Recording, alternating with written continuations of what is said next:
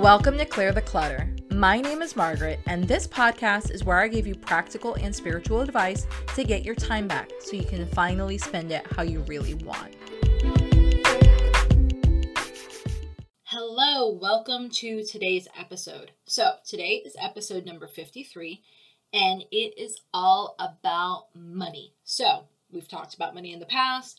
I feel like we spent a good part of January clearing out either our limiting beliefs or the physical things that were holding us back. So what I want to do is I would like to focus, most likely probably the rest of this month, on how do we make it easy for you to make more money. So I've already been super honest about our goals personally to figure out how to double our income. And obviously I will take you on that journey behind the scenes to walk you through what it looks like, walk you through the things that I learned, walk you through what blows up in my face, what goes great, what doesn't go great, all the mishmash, right? But I was sitting down, or getting ready to sit down, I should say, and do some work on the computer. And I was like, oh, I have some outstanding quotes for some customers, and let me go ahead and talk with Ben about them because he's got a different way of quoting than I do, and I was trying to figure out how he was getting to his math. So we were sitting there, we were going over everything and doing the work and figuring out how to quote the customers, and then we got the numbers, we answered all the questions, I drafted the responses, and I sent off the responses, and I made it easy. And I was like, okay, well, what am I going to talk about in tonight's episode, or today's, whenever you're listening to me's episode? What am I going to talk about? And I just kept thinking about money and getting paid and making it easier. I'm like, you know what? Fuck it. That's what we're going to do. I am going to give you a snapshot into that conversation I had with Ben earlier tonight, and it is going to be my overarching essence on how to make it easy for people to pay you. Now, these principles that I'm going to tell you don't just apply to any type of either business you're running for yourself or a side hustle or I'm getting paid to do this hobby. It also could even happen at work. These are the same principles, I don't like the word tactics because it feels very manipulative, but these are the same principles. This is the same philosophy that I use at work to make it easy for people to pay me. So when I say people to pay me, it depends on the scenario that you're in. So that can, like I said, that could mean at your day job. Because again, my day job for the time being, as of this recording, is that I am a parts manager. And I genuinely love the job. I really haven't wanted to leave the company or leave the industry because it fulfills a need for me. So I'm happy to do it for as long as it makes sense, right? But at that job, my job is to get people to pay me. Well, obviously they're not paying me. I mean, they are, but they're not, right? They're paying the company I work for and therefore handing me the credit card or the cash or the check because we take checks, whatever, right? But I have made it a process that part of my reputation is tied to, like, if you had to think about it, right? At work, my reputation is I solve problems. I'm really good at saving quotes. I explain things very, very well, and I make it easy for people to buy from me. That is what I am known for. And I'm very, very, very honest. So honestly, I guess you could say in any industry, it's really easy to be like, oh, well, I'm going to sell you this X, Y, and Z widget. So I'll give you a practical example, right? So a lot of people will come into the dealership and they will say, hey, I need an axle for their side-by-side or their ATV. And an axle on average, an aftermarket axle, you're probably around $199 to $250, $260 for one axle, right? And there's 4 in the machine majority of the time, unless it's a straight axle, but whatever, right? So axles could get very expensive. Some brands have OEM axles that you basically have to use their axles, and they can be anywhere from $400 to $600 per axle. Again, you've got multiple axles. So when a customer comes in to want to buy axles from us, the first thing I do is to say, hey, do you want OEM or do you want aftermarket? Normally OEM is going to be more expensive than the aftermarket. So that's one way. Holly interrupts my flow. But that's one way that I start guiding the conversation and I start to get their vibe as to where they are. And then from there, ask a couple of probing questions. And there has been tons of times, and I'll give you another example in a second, but there has been tons of times where the customer didn't need a $250 axle. They needed a $40 boot kit. And the parts that I'm recommending in this scenario are kind of irrelevant, right? But it came back to, I was known for my honesty, where yes, I would have made more money because I sold the axle, because that's a higher dollar amount. I would not have gained the customer's trust. So I like to have that clean, easy, very transparent way for people to trust me so that they can go ahead and pay me. Same thing online. You see my merch. It is very clear what you're getting. I do not hide anything. You're getting my quotes. You're getting mugs. That's current right now. I've got some journal prompts in the background that I'm working on. I want to start making journals. I'm like so excited to start making journals and making posters and making a couple of other things. But my merch will be very clear what you can get from me. My courses are very clear on what you're getting from me, whether it is an affiliate bonus that I'm giving out. Like my favorite is Becoming the Wealthy Woman. That's probably my favorite affiliate bonus I've ever created. Those two videos are phenomenal. But again, I'm very clear on what you're getting. When you buy this course from Amanda Francis, using my link, you get my affiliate bundle, you get my affiliate bonus, you get X, Y, and Z. If you buy Archiving Love, you get X, Y, and Z. If you buy Betting on Me, my other course, you get X, Y, and Z. So I make it very clear, very transparent what people are getting from me.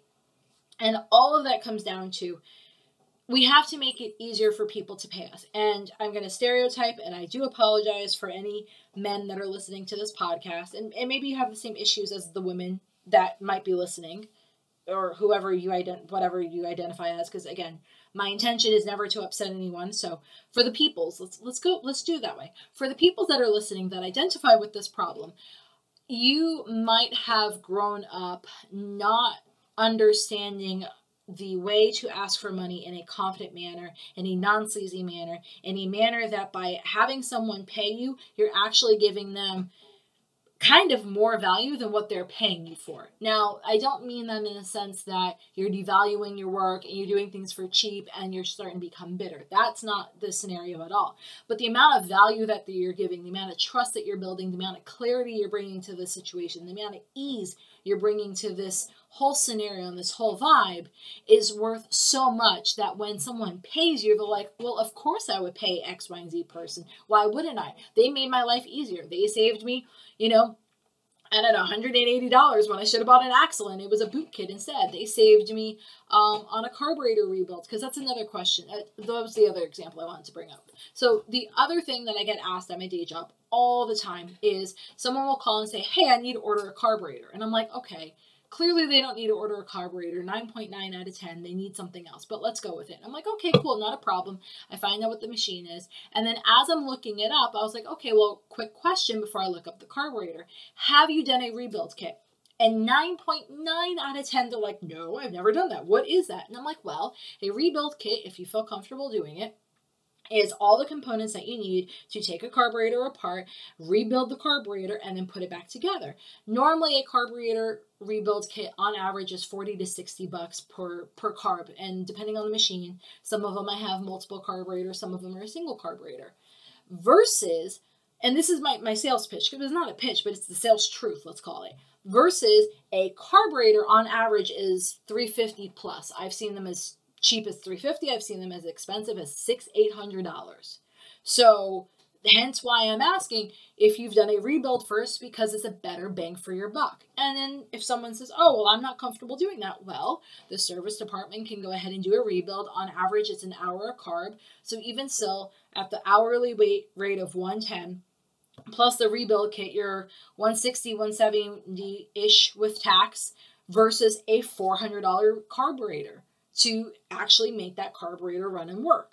Again, I'm saving you a lot of money. So the value that I'm giving that customer, the knowledge that I'm sharing with that customer before they've ever done anything other than picked up a phone call and called me, is such a tremendous value that I build this level of trust that the customer's like, wow, she told me about a carburetor rebuild kit that I didn't know about. She offered some solutions. Again, I haven't even paid her anything. She's giving me all this help. She's giving me all this advice for free just because it's the right thing to do. Let me trust her recommendations. Or at least, even if they don't trust my recommendations, at least now they know that they have options. So the same thing is what I want for the peoples that identify as you have not made it easy for people to pay you, Or maybe you didn't grow up that way. Maybe in your household, it was a very tit for tat type of scenario. If you do X chores, you make X amount of dollars. If you work X job, you do this. There was never a conversation. There wasn't room for negotiation. There wasn't any flow or growth or, value for value traded. It was, you do X, you get Y, and that's the end of the conversation. And mind you, I, for the most part, deeply appreciate how my mom and dad raised me in regards to money. My dad had money conversations with me that, most people don't have with their 20-year-olds, and I was 12. We went over financial statements. We did this one thing when I was, I don't know, I must have been like 10, maybe 10 or 12. I never can remember it. But it was like 10 or 12. And my dad was trying to make me understand and comprehend how much money costs and how to value things, right? And so my dad one day, and I'll always remember this, my dad one day was like, hey, I want you to go ahead and write a household budget. And I'm like, okay. And he's like, I'm going to give you all of these categories, and I want you to put a dollar amount of how much you think each thing costs. I'm like, okay, cool. So it was like the electricity, the mortgage, the car payment, the insurance, the grocery bill, the blank, blank, blank, blank, blank, right? I came in, he left me alone. I sat down and I wrote all my numbers, right? I don't remember the dollar amount I gave him, which probably was retardedly small, but value-wise, I think it was like either a third or a fourth of what it actually cost to run our household. And so I wrote all my numbers and my categories, and I showed my dad. I'm like, Dad, here you go. And he looked at it and he just started laughing, and I'm like, oh God, what? And he's like, okay, so I'm going to write down next to every category what it actually costs to run the household. And if you are a parent, I deeply recommend you do this, because for me, it was a beautiful memory. It was not something that was made in a shaming manner. It was done more of a learning tool so that I could understand and I could appreciate what things cost in a non, selfishy, slammy way. And so my dad sat down and he wrote down all the things that it cost next to it. And I looked at that and I looked at him and I was like, I obviously didn't say this, but I was like, 10-year-old me was like, holy shit, it costs a lot of money to run a house. He's like, yeah, that's why you should value your things. That's why you should take care of your things. That's why you should appreciate all the things that you get, because there are people that are less fortunate than us, yada, yada, yada. And again, it turned into a whole appreciation moment. But the conversations I had growing up as a kid were more in regards to how to value the money once it comes into the household. It wasn't like my parents had really good examples on how to value the money before it even made it into your hands. How do you display value? How do you share value? How do you create value so that you have opportunities to bring more value into your house, period? I learned 80% of that with Ben, and then I've, of course, over time put my own spin on things to where it's like, okay, again, let's go back to that carburetor example. By giving knowledge ahead of time before we've barely had this conversation, offering free value, free advice, and then letting them make their own decision for whatever feels best, then I have built all of this value so that when they go ahead and they pay me or pay the dealership, whatever, same shit, right? But when they go ahead and they pay, quote unquote, me, then it feels like, I'm getting way more than what I paid for. And that's kind of what I want you to have as the vibe. So if you're thinking of this and you're listening to the podcast and you're like, okay, cool. Well, Maggie, I'm not selling carburetors. I'm doing this. I'm doing that. I work at a day job. I blah, blah, blah, blah, blah. I don't see how this applies to me. Hear me out. Everything we do is a value exchange. So I forgot what podcast it's on. It's like a blurb on one of the podcasts I listen to, but it talks about how we just made up money. And it's true. Money, we physically had to figure out how to create it. We ended up trading value. We used to trade, oxens for corn or some crap like that back in the day before money existed. And then we ended up creating a currency, and then we created money. And then from there, we've done this. And now we've got like Bitcoins and NFTs and all those things, right? But we've created a transactional thing so that we can trade value for value.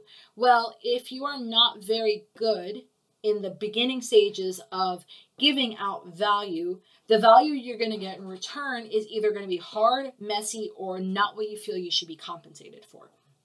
And I know that feels like a very vague statement, but it's not. The intention of that would be for someone, let's say, I'm going to totally make up an example. Say someone is a I don't know, works in the healthcare industry, right? They're a nurse, they're an anesthesiologist, they're a something, right? And they actually work with humans and they work with people.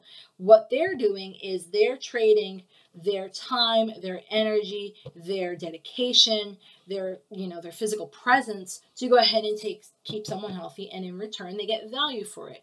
And let's say you're not even that. Let's say you're, I don't know, an office manager. And you're like, well, Maggie, I have a salary of blank dollars a year. And it never changes.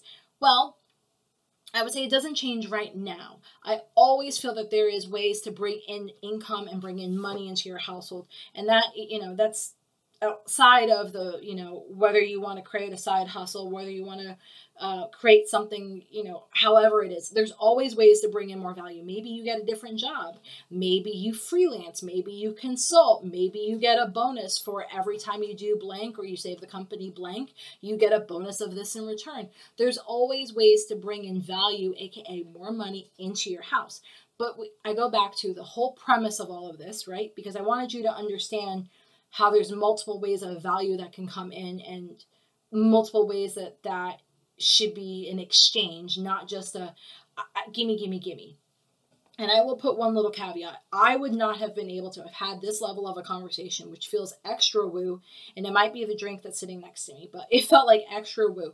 I would not have had this conversation had I had not gone through the 2 money courses from Amanda. I know Money Mentality Makeover is like her big overarching course, which is like a almost $2,300 course.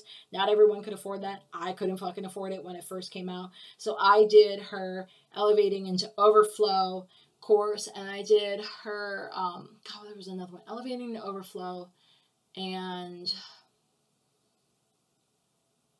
I can't remember for the life of me. But basically I have those as affiliate links on my website, and had I had not gotten into those 2 courses, then I never would have understood that there's more than enough money. Which, again, had you told me 10, 12 years ago that there's more where that came from, there's more than enough, it's safe to be paid, more money will always keep coming. If I've learned how to do something once, if I've learned how to make money once, I can clearly learn how to do it again. Had you had told me any of that, I would have looked at you like you were fucking crazy, because for me, money felt scarce, money felt fearful, money felt like it was slipping through my fingers, money felt like I had to hide it and I had to hoard it and I had to stash it in all these places because someone was always trying to take it away from me, and it felt like there was never enough. That was the overarching feeling of money. It used to be that no matter what happened, it was never enough. There was never enough money coming in. There was never enough I was getting paid at my job. There was never enough that Ben would do on his side hustles, which I've been very transparent about, and how much he's killed himself in the process to bring an income to our household. There was never enough of this thing, and I couldn't figure out why. Over time, as I've changed my mindset around money, I have learned that instead of looking at the money, I needed to look at the value. I needed to look at the value of, well, if I've learned how to do X, Y, and Z, I can always do that again. I just need to make it easy for people to actually pay me. And sometimes that meant getting a better job, negotiating a better salary, negotiating a percentage salary. Sometimes that meant taking a side hustle. Sometimes that meant doing consulting work on the side. I was open to all ways money was willing to come to me. Sometimes that meant refunds, and that meant checks coming into us, and that meant credits, and that meant this is in them and that. I didn't, in my head, I was so open and I was so clear that money was making its way to me. It was easy for money to come to me. It was easy for people to pay me. That was my mantra. That has been my mantra for the last 10 years. No, I shouldn't say 10. Let's say 8, right? No, well, I can tell you, it has been my mantra since 2016, so however many years that is right now, right? But since that has been my mantra for so long, my mindset, my energy, my value proposition, the way I communicate with people has drastically changed. I make it easy. I show them the value. I make it consistent so that people can go ahead and pay me. Now, I've built up all of this making it easy for people to pay you. And yes, of course, you know the drill. I will happily have journal prompts for you. But what I want you to think of is, before you can even get to the how do I make it easy for people to pay me, I want you to stop and think, what was your initial reaction when I started to say money didn't still feel safe for me? Do you feel the same way? Do you have this So for me, it felt like this anxiety in my chest. It felt like this like nervous energy of, oh my God, oh my God, oh my God. It felt like that going on in my chest because that's just where it magically resided. So every time money would come in, I would do this random stuff. Like I would create multiple accounts, or I would put it in an envelope, or I would hide it away, or I would earmark it for this and earmark it for that. Like it was so unsafe to have money coming in that I can never just let it sit there.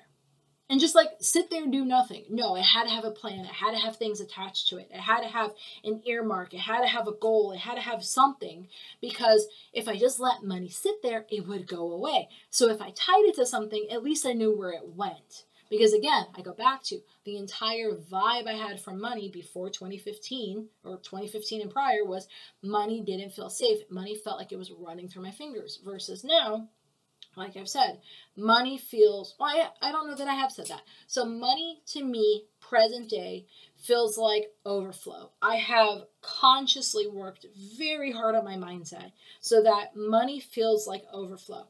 I've got overflow fucking examples everywhere. My desktop on my computer is of a purse with hundreds spilling out of it, and it's a beautiful photo. I am obsessed with it. I love it. It makes me feel luxurious. It makes me feel like there's abundance. It makes me feel like overflow.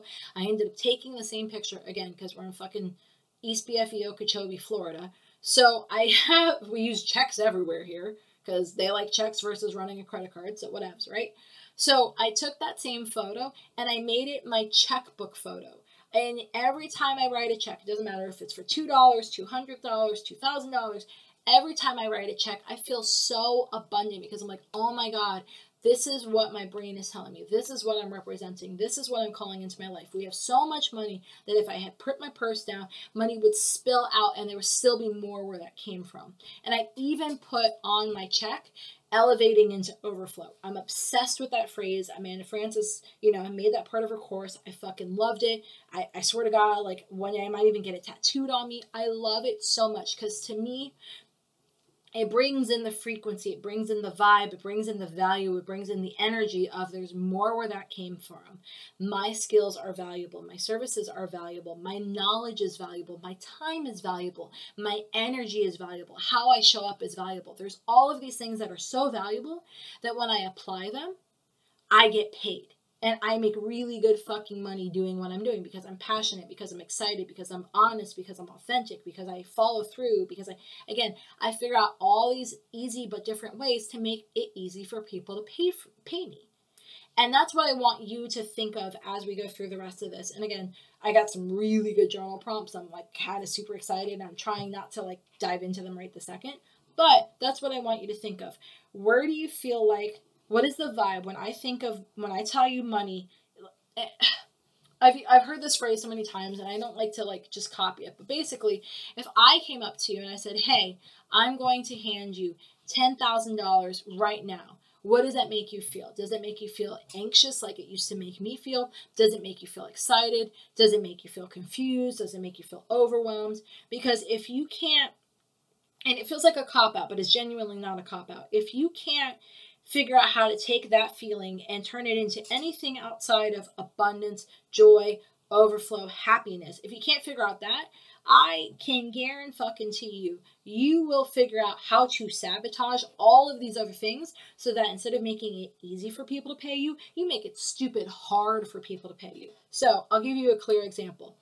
Back 2015, the beginning of 2016 is before I changed my mindset of overflow and more than enough and making it easy for people to pay me. Before I had that as my mantra and I had this fear mentality, we were running the shop. And one of the things that I would do, because again, I was doing a lot of the quoting, a lot of talking with customers, was I would go ahead and either talk them out of things or try and pre-manage their money for them ahead of time. And it was the dumbest thing, but I was so afraid of money.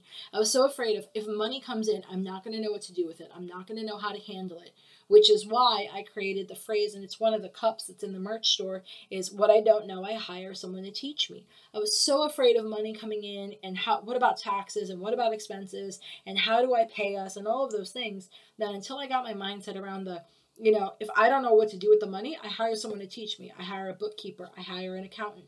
I hire an investment guy. I have someone help us do our insurance, all of those things. Until I had that mindset, I was just so afraid that I was going to screw something up because, again, I felt like there was never enough. So if you have the mindset of there's not enough, there's not abundance coming into your life, well, then you're going to sabotage. You're going to talk people out of a job. You're going to downplay your value. You're going to downplay your results. You're not going to ask for that raise. You're not going to think you're smart enough, talented enough, worthy to go after a better paying job. There's all these little micro things that you're going to do to sabotage yourself because your brain is like, well, if money doesn't feel safe, I'm not going to put myself in an environment where I could get more of it, because if it doesn't feel safe now at this level, oh my God, if I got $20,000 more, if I got $30,000 more a year, I wouldn't even know what to do with myself. Oh my God, I'm so afraid. So let me sabotage that reality. And I can't tell you how many times I've seen this, how many times I've done it in my own personal life before I changed my mindset. So I'll give you two really good examples. One was I was talking to a customer and I was fucking terrified. It was one of the biggest quotes I had done at that time. And it was like a $5,000 quote. And I'm like, oh my God, this is so fucking scary. I don't know what I'm going to do. I felt like I was going to throw up. And I did the phone call and I called them and I'm like, hey, to go ahead and do your bike, you're looking about blank, blank, blank, blank, blank. These are all the things that we would do. This is the timeline you're looking at. And dollar amount is going to be about $5,000. I know that that's a lot of money. And the dude was like, that's it? I thought you were going to charge me more. I was ready to pay $7,500. I had budgeted for $7,500. Okay, cool. Do you want my card now? And I was like, are you fucking kidding me? Because the background of that conversation was Ben and I going back and forth, and we didn't value our time. We didn't value our effort. We didn't value our knowledge.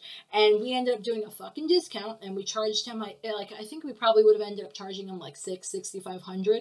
But instead of charging him the $6,500 and being comfortable with that number and saying, this customer is someone better, this job or something better, instead we cut ourselves off at the knees and lost like $1,500 just because we were afraid. We self-sabotaged. We were afraid of the number and we didn't believe in ourselves to bring up the value that we were going to already do anyway. Our work ethic wasn't going to change. Our quality wasn't going to change. Our desire to make a happy customer wasn't going to change. We just were afraid of the fucking money. So another example of self-sabotaging would be at your day job. And I know a lot of you, again, I'm right there with you. I'm in the trenches with you. A lot of you have a day job because your side hustle isn't fully supporting you, or maybe you don't feel that it's safe to transition yet, which is fine. I'm not judging. I deeply appreciate where you're coming from. Maybe you're in the stages of it's just an idea and it's just a concept and you're not really even there yet actually doing something, let alone making money from it.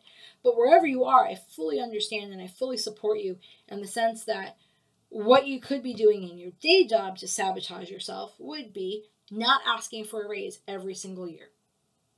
Full mic drop. Not asking for a raise every single fucking year. And my comeback to that, regardless of your answer, could be like, yeah, but Maggie, we just went through COVID. Yeah, but Maggie, blank, blank, blank. Yeah, but Maggie, enter problem, blank, whatever here, right? My comeback, my clapback, my loving, like, what the fuck nudge would be, it doesn't matter. There's always a customer for whatever you're selling. And that can mean if you want to be, a dental hygienist, and it's been 3 years since you've had a raise, and you're like, you know what, screw this shit, I want to make more money. There is another dentist out there that will hire you, that will pay you more. Or maybe they'll give you a bonus for every time you, book a teeth cleaning, or maybe every time you sell this tooth whitener or whatever, you get a kickback, or whatever the stupid scenario is. There's always an opportunity for you to get paid more money. But if you don't trust yourself, if you don't feel safe around money, if you don't make it easy for people to pay you by showing the value of where you're good, where you're smart, where you're talented, then you're going to self-sabotage. You're not going to ask for that raise. You're not going to try an incentive program. You're not going to do a kickback. Hell, you're not even going to fucking clip coupons. You're not going to cash in those rebates. You're not going to, I'm trying to make it up. So if, the cereal box company says, hey, write in a postcard and put this 35 cent, 55 cent, whatever stamp on it and mail it in, and we'll pay you $5 as a reimbursement because you filled out 3 questions. You're not going to do that. There's all these things that you're not going to do, and you're going to self-sabotage because you don't feel safe. So primary intention would be, let's figure out how to get you safe in regards to having money come into your life. And again, I know I've spent a lot of time talking about it, but it goes so much deeper than this. And I'll put the resources in the show notes, so don't worry about it. If you're interested, definitely check into Betting on Me. That would be supporting you if you're starting a side hustle, if you're trying to grow your side hustle. The other one, if you're just purely looking to change your money mentality, it's going to be, oh God, what was it? It's going to be elevating into overflow or becoming the wealthy woman. Both of those, you get access to my bonus of I Can't Imagine and I'm No Longer Available, which are probably my two favorite videos I've ever recorded in my entire life. Like, I'm obsessed with them. It's such a great mindset video. But I want you to get safe around money. I want you to get safe around abundance, because when you are, then we can do what the whole episode's supposed to be about, making it easy for people to pay you. So I'm not going to tease you anymore. We're going to spend a little bit more time than normal on the journal prompts, just because I want to make it a lot more concrete. So if you're fully open, you're fully clear, you're a clear, energetic channel of, yes, I am ready for people to come up to me and give me all the monies, because I love the monies, I value the monies, and I am ready to receive the monies. And there is nothing inside of me that is saying, hey, no, I'm not valuable or I'm not worthy of the monies. Then these journal prompts are for you. So journal prompt number 1. In what ways can people pay you? So that can mean your side hustle, like whatever it is. It could be through a website. It can be through affiliate links on your social media. It could be merch. It could be courses. It could be a physical good. It could be trading your time. Like, I don't know, say you're a fucking landscaper, or you landscape on the side, or you cut yards, or you clean houses, or you babysit kids, or you, I don't know, you Uber, who cares, whatever. That part's irrelevant, right? I want you to be very, very clear and write down what you would consider an exhaustive list on how people can pay you. So for me, my list example would be, people can buy my merch. People can buy my courses. People can buy using my affiliate link and get access to my bonuses plus the course content. I can get paid at work through my traditional day job. I can get paid at work through my bonus program that I have access to. Ben and I can get paid doing things on our property by selling plants. Ben and I can get paid doing things through the company that we have, Earl's Agriculture, and by doing dump trailer services. We can get paid by having stuff do tractor work. I can get paid by consulting. I can get paid by freelancing. Dude, that's like, I think I counted it right. That's like 10 different ways I can fucking get paid. And that's not even including, I'm open to rebates. I'm open to the fucking lotto. I'm open to getting refunds. I'm open to discounts. I'm open to coupons. Like, that's another 4 or 5 things right then and there that I am so energetically clear that it's not even funny on ways money can make it to me. So I want you to do the same thing. What are ways that you are so fucking clear it's not even funny that money can make it to you? Write it down. Step number 2, which I was thinking about this before I hit the record button on this episode, is I'm going to make it part of Betting on Me, because I talk about it a lot, but I feel like this needs to be its own topic, and I don't know that I want to necessarily do it as a podcast episode. But it's, how can someone buy from you? How can someone pay you in 3 steps or less? So I'm obsessed, and I've talked about this a lot, but if you're newer to the episodes, newer to the podcast, I've talked about friction. And whenever you have friction slows down what you're trying to receive. So I've talked about in the past couple episodes a lot about clearing out the friction, sometimes in your emotional environment, sometimes it's in your spiritual environment, sometimes in your fucking physical environment because your desk is a hot mess.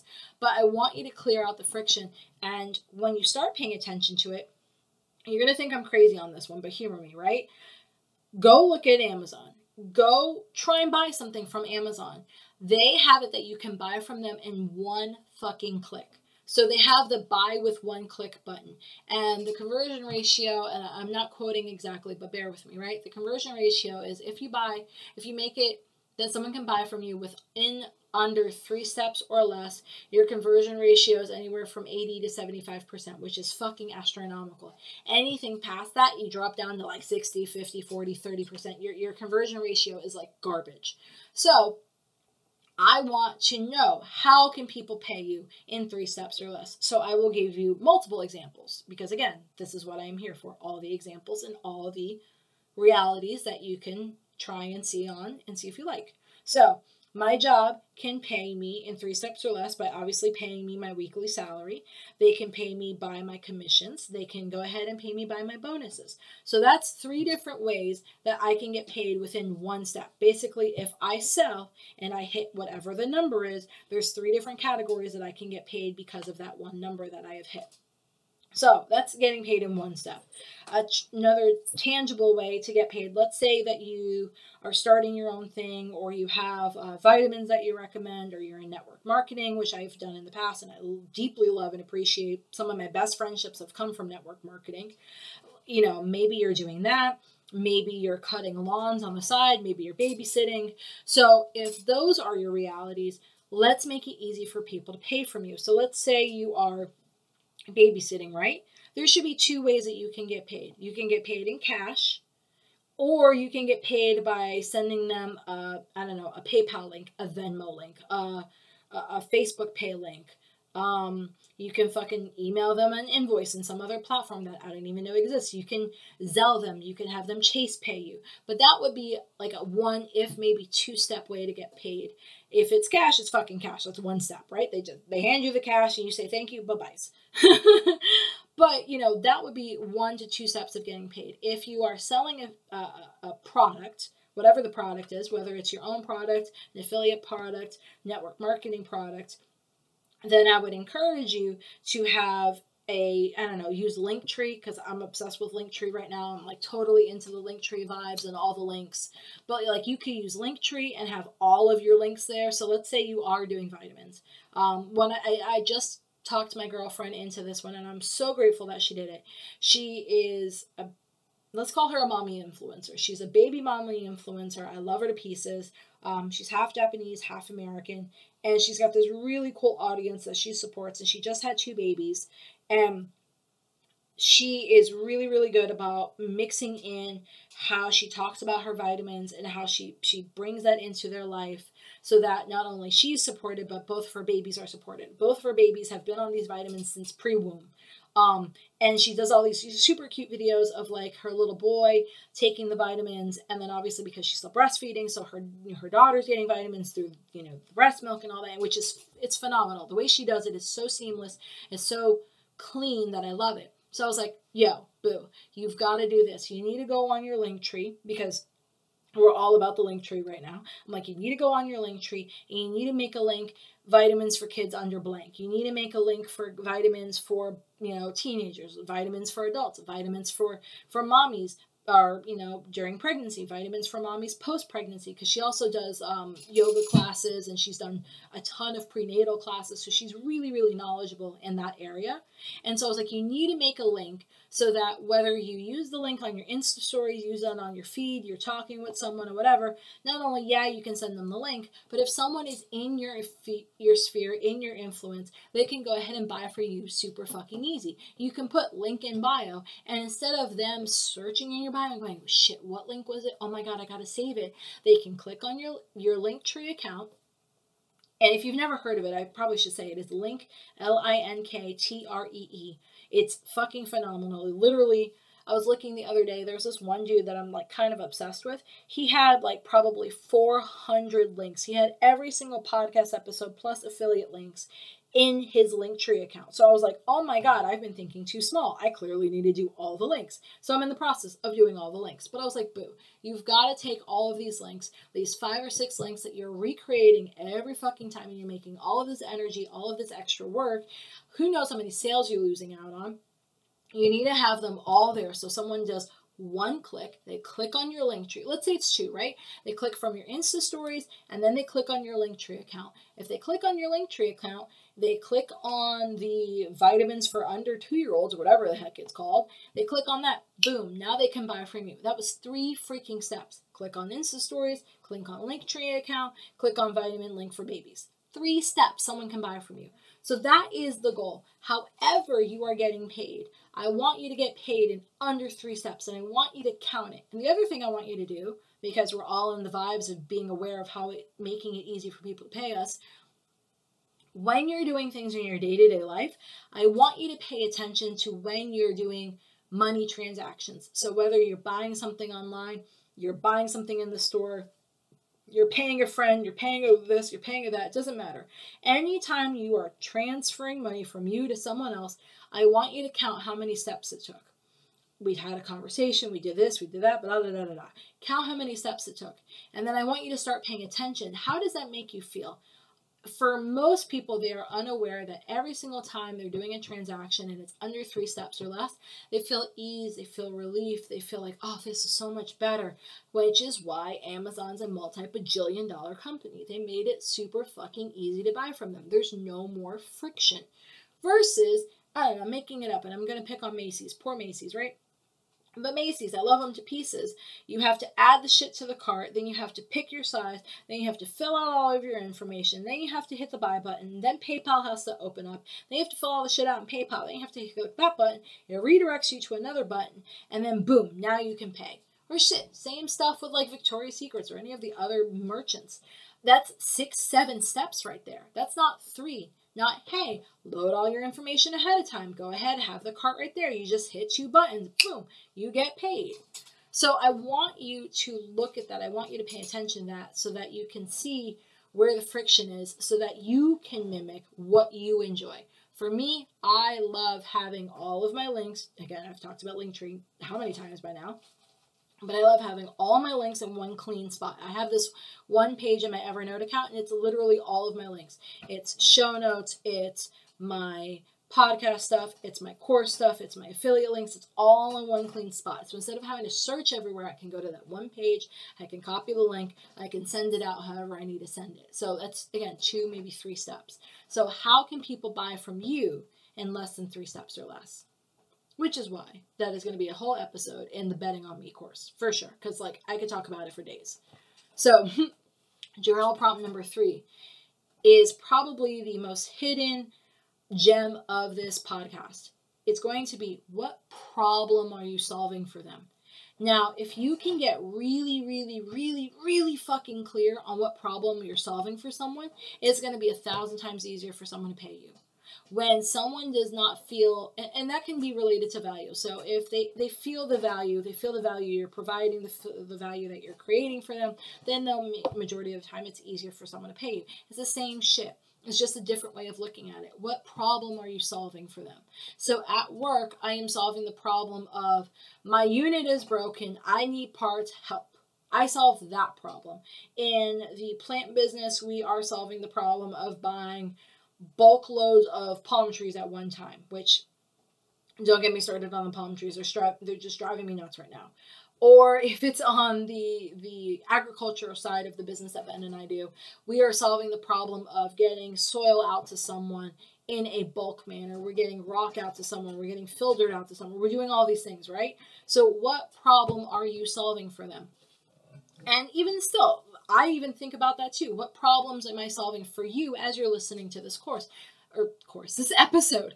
This is a 40-something minute long episode. I deeply value the amount of time you are spending with me, listening to all my bumbles, my stutters, my curses, my whatevers, right?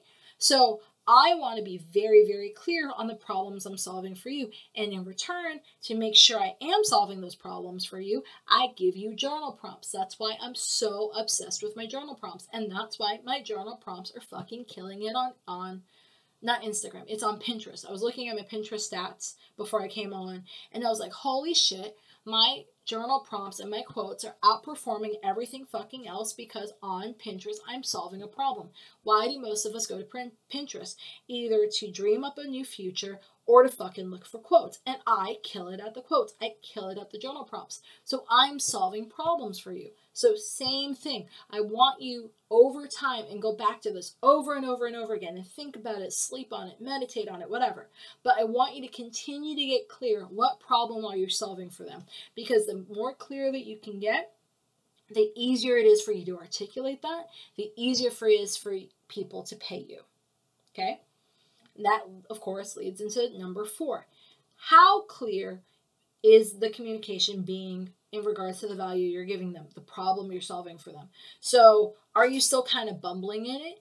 Or do you have the clean little verbiage of like when I was talking earlier in the episode, 30 something minutes ago, about carburetors? When a person asks me for a carburetor and I go into this same variation of a spiel of, have you tried a rebuild kit before? No, you haven't? Okay, well, on average, rebuild kits are blank, blank, blank versus blank, blank, blank. That phrasing I have said hundreds of times at this point, so it's super fucking clear. I could say it in my sleep. So when you are solving the problem for the customer, how can we get you to that same variation? Again, even if it's your fucking boss and you're trying to ask for a raise, I am not only saying you have to apply this to a side hustle. Let's say it's your boss and you're trying to get a raise. What problem are you solving for them? Okay, once you've gotten really, really clear on the problems you're solving for them, how are you communicating it? What are your actions looking like? So let's say the problem, let's go back to the dental hygienist, right? You're like, okay, I love my dentist. I'm a dental hygienist because why not in this scenario? And I want to stay at the dentist practice I'm at, but I noticed that I sell a lot of this tooth gel and I'd like to get a kickback on it. So here's how you communicate that to them before you just roll on it and be like, yo, bitches, I want a kickback or I want a commission or I want a cut or I want a goal, whatever words you want to use, right? So what you would do is you would take an entire month and you would take a notepad and you would write down the date, the customer's name or the person's name, whatever, I don't know, 2-1 Jenny, and then you sold her 2 toothpastes or 2 tooth gels. And then on 2-5, you sold Ken 1. On 2-8, you sold blank 1. On 2, blah, blah, blah, you sold yada, yada, yada 1. And you create a record, just a little handwritten thing that you can reference. It doesn't have to be expensive. It doesn't have to be on a spreadsheet. It literally can be on a piece of paper, right? Hell, if you want, it can be on your phone. But what I want you to do is I want you, in that example, to go ahead and have a record of on my months. And you can even ask the office manager, hey, I've been noticing I'm selling a lot of toothpaste gel stuff. Do we keep records of that? No? Okay, curious. It just feels like I've been selling a lot of it lately, and I'm just curious to see if I've beat last month's number. Then you leave it be. But when you go to your office manager, your HR manager, your dentist, your hujama, whatever, right? And you say, hey, I love the place that I work at. I think that instead of asking for a traditional raise, I've noticed I'm really, really good at selling X, Y, and Z products, and I'd like to see if maybe we can come up with a compensation package for that. Again, assuming they say, yeah, sure, let's have a conversation. That's when you bust out your handy-dandy little notepad or your phone list or whatever and say, well, I've been keeping track for the last 3 months on average. Obviously, I didn't keep any customer information that was private. I just wrote their names and the dates. But on average, I'm selling anywhere from 25 to 35 things of toothpaste a month. And I feel that, I would bring in a lot of value to obviously the company because I'm selling a lot of this toothpaste. So clearly we're making more money and it's helping our profit margin. But I'd like to see if maybe we can have an incentive program around that. If I sell between this and this, I make this much. If I sell between this and this, I make this much. That's how you communicate it to them. And I just made that shit up. But you hear how clear that was? You found the problem, you solved the problem, and now you were able to articulate that problem to them. And this is how you get paid more fucking money. Because you deserve more fucking money. Because you are worthy of more fucking money. Because it is safe to have more than enough. It is safe to be in overflow. It's safe to be in abundance.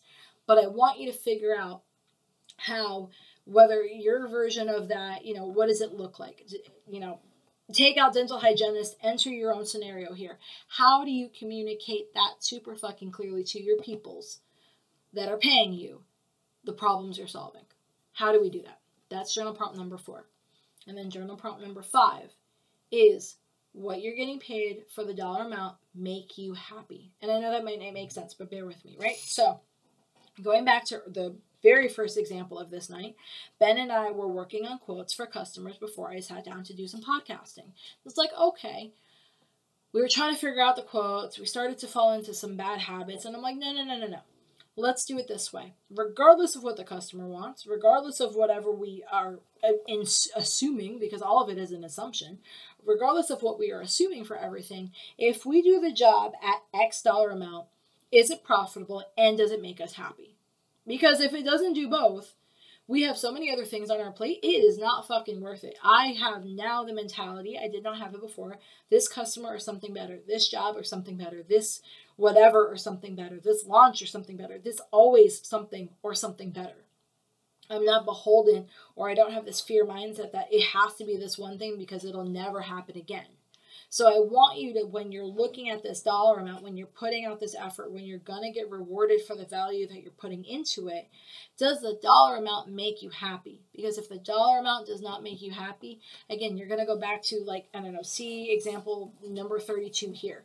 You know, you're going to self-sabotage. If the dollar amount doesn't make you happy, you're not going to want to do the work, or you're not going to put your best effort in, or you're not going to fucking shine, or you're not going to ask for the review, or you're going to underquote and you're going to be bitter the whole fucking time, or you're never going to ask for the raise, or you're never going to ask for the compensation option, or you're never, because the dollar amount doesn't motivate you.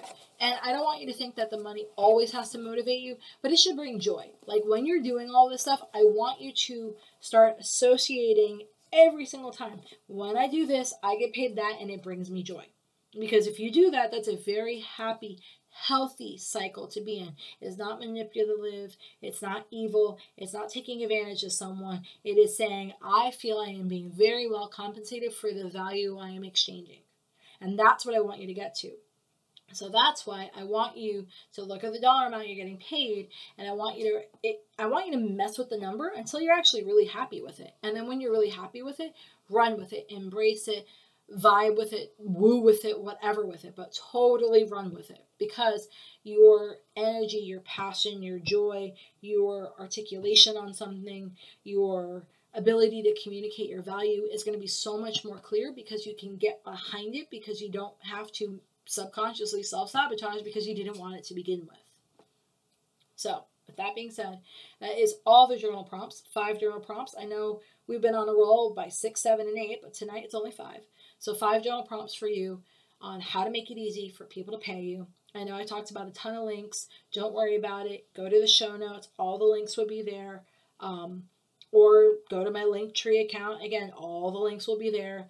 I did change the pricing on it, but I still do have the pre-sale for Betting on Me going on.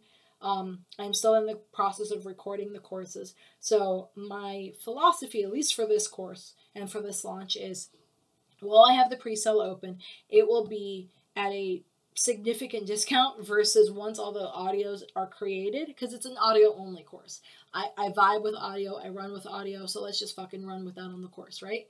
But it will be significantly more expensive, which I'm totally behind, once the course is done and created. So if you want to get it, I don't know, whatever verbiage you want to use as a coupon, get it on a pre-sale, get it cheaper, yada, yada, yada. If you want any of that, then you need to basically buy it now before I finish recording all the audios. You can go look on, again, you can look on my website, you can click on the link in the bio, you can click on the show notes, you can do whatever, and go to Betting on Me to see the course. And if you have any questions, let me know. And the other thing too is, if you haven't already, join the community in the Facebook group, because I'm going to start doing some really fun things in there. I'm really excited. Again, sometimes it takes me a little bit longer than I'd like, because I don't have this super expansive team. You know, I still have to work with the said team to create the things, but I'm excited to start doing some things in the Facebook group that it's just, again, because it's text, it's going to be a lot more interactive there than it would be just following an Instagram feed. So I want you to follow me on all the things, but I definitely want you to check out the community. Any questions, reach out to me, DM me, email me, smoke signal me, write me on my website. Doesn't matter. Just figure out how to get to me, and I will happily figure out how to answer whatever questions you have. And if you want, you can always email me. It's at info@margaretstevens.co. All right. Love you. I will let you all go. Have a great rest of your day. Make it super fucking easy for people to pay you. Be a very clear, energetic match on it. And figure out how to rock it and make 2022 even more abundant than 2021. All right, bye. Have a burning question for me? Want that link I was talking about? Get access to all the resources and links that were mentioned in this episode and others over at margaretstevens.co. And if you haven't, don't forget to sign up for my VIP list where I share special bonuses, pre-launch coupon codes, and advice I don't share anywhere else. Thanks for listening.